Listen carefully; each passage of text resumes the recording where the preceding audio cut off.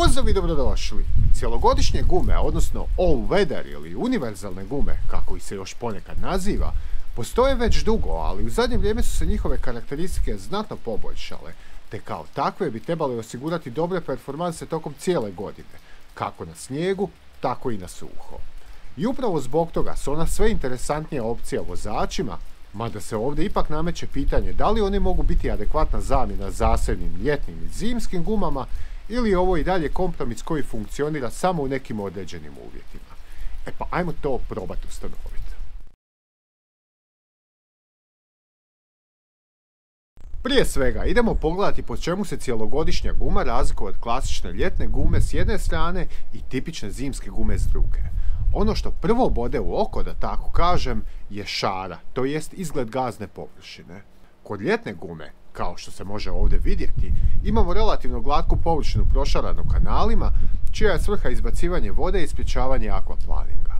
Nasuprot tome, zimske gume ne samo što imaju dublje kanale, što se ovdje možda toliko i ne vidi, već imaju i puno ovih dodatnih utora i lamelica, koje se onda deformiraju pod opterećenjem, dajući gumu veću površinu i rogljavost, da tako kažem, što je onda pomaže da bolje grabi po snijegu.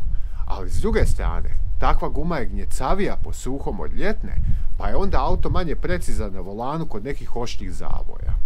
E sad, kad pogledamo cijelogodišnju gumu, ono što ćemo odmah primijetiti jest da je izgledom jako slično zimskoj. Onako na prvu, čak kao i da nema neke velike razlike, jer isto imamo puno lamelica i utora. Međutim, ako pogledamo malo bolje, vidjet ćemo da su one znatno pliće, što znači da će se ova površina manje deformirati pod opterećenjem, a upravo je to jedna stvar kojom cijelogodišnje gume postižu bolju upravljivost i općenito performanse na suhom od pravih zimskih guma. Druga bitna stavka ovdje je sastav gume, odnosno smjesa od koje je ona napravljena. Ljetna guma je tvrđa i to zato da bi bila dovoljno čvrsta na visokim temperaturama, ali i da se ne bi pretjerano trošila pri takvim uvjetima. Ali kad dođe zima i zahladi, ona postane pretvrda, kamena i ne pruža više dovoljno gripa, te se upravo zbog toga ne preporuča njihovo korištenje na temperaturama ispod načelno 7 stupnjeva, bez obzira bilo snijega na cestama ili ne. S druge strane, zimska guma je puno mekša, te kao takva dobro drži kada je jako hladno, ali kada temperature odu gore, ona se pregrijava i izrazito brzo troši, pa nikako ne valja voziti na njima po ljeti. Kod cijelogodišnjih guma, smjesa od koje su one napravljene je svojevrsni kompromis s kojim se pokušava pokriti što širi temperaturni raspon na kojima one dobro funkcioniraju. Ali naravno, ovo dolazi na uštrb performansi kako na vrlo niskim temperaturama, tako i na ekstremnim vrućinama koje možemo recimo imati ljeti kada se vozimo većom brzinom po autocesti. Svaki kompromis ima svoju cijenu. Jednu stvar koju ovdje svakako moram napomenuti. Ako planirate uzeti cijelogodišnje gume, svakako gledajte da one imaju ovaj simbol snježne pahulje i 3 planinska vrha. Ovo označava da je ta guma adekvatna za zimske uvjete, što je naravno bitno svakome ko vozi gdje ima imalo snijega, ali isto tako onima koji idu u Njemačku, jer se jedino gume sa ovim simbolom priznaju kao zimske i morate ih imati na auto od 1.11. do proljeća negdje.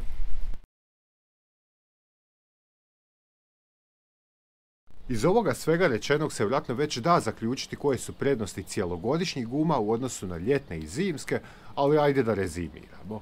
Ono što se ovdje prvo ističe je praktičnost, jer ne morate 2 puta godišnje mijenjati gume, ljetne sa zimskima i onda za 5-6 mjeseci obratno.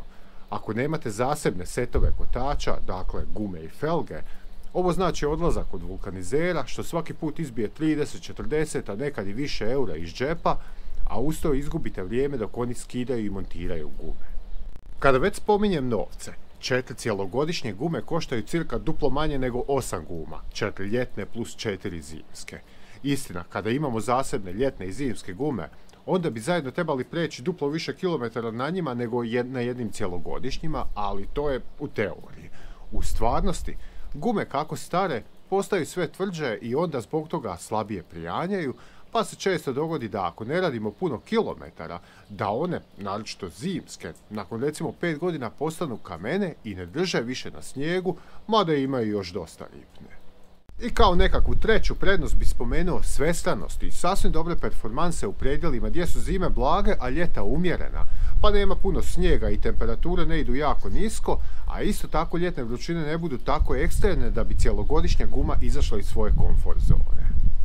Naravno, kao i sa bilo čime drugim, ne može biti baš sve idealno, pa tako i cjelogodišnje gume imaju neke nedostatke. Ovdje prije svega imamo trošenje, što je direktni danak onog ranije spomenutog kompromisa sa smjesom, pa se cjelogodišnje gume nešto brže troše nego ljetne na višim temperaturama i većim brzinama. Zbog toga one nisu baš idealne ako radite puno kilometara na autocesti, gdje ovo najviše dolazi do izražaja. Drugi nedostatak su generalno nešto slabije performanse u odnosu na ljetne i zimske gume, naravno u uvjetima za koje su one napravljene. Ovdje prije svega imamo zaustavni put, gdje će se auto na ljetnim gumama na suhoj cesti zaustaviti nešto prije nego onaj na cjelogodišnjima, a ista stvar je i sa zimskima na snijegu. Jest da ovo često bude metar, dva razlike, ali upravo to može biti presudno za izbjegavanje sudara.